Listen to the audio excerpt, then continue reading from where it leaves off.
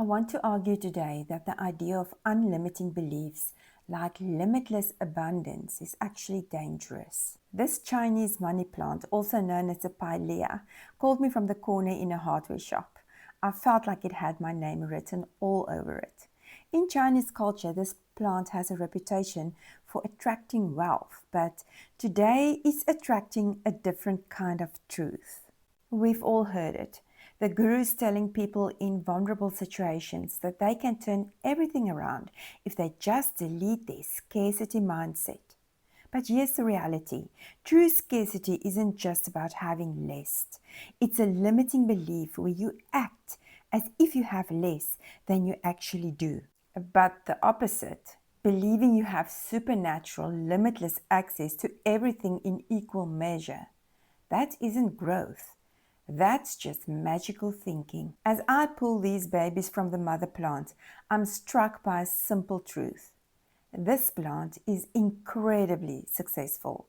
It's prolific, but it can only be successful at being a pilea.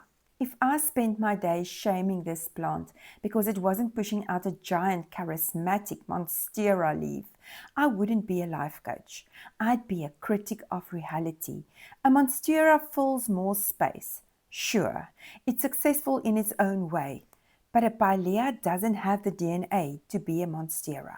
What is truly real about us serves as a backbone, a skeleton.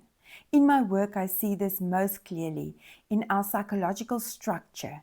If you are an intuitive, your brain is wired for patterns and the big picture. If you force yourself into a career that demands 100% sensory, detailed-orientated, expert execution, you aren't expanding your limits. You are snapping your bones. Groundedness isn't a cage. It's the platform from which we can actually build. If our capabilities were truly limitless, we would have no direction. We would be undifferentiated. So here is my controversial invitation. Stop trying to grow monstera leaves on a pilea soul. Accept your structure, your innate tendencies, your strengths, and your cognitive stacking. Become focused. In that focus, you will find a different kind of abundance.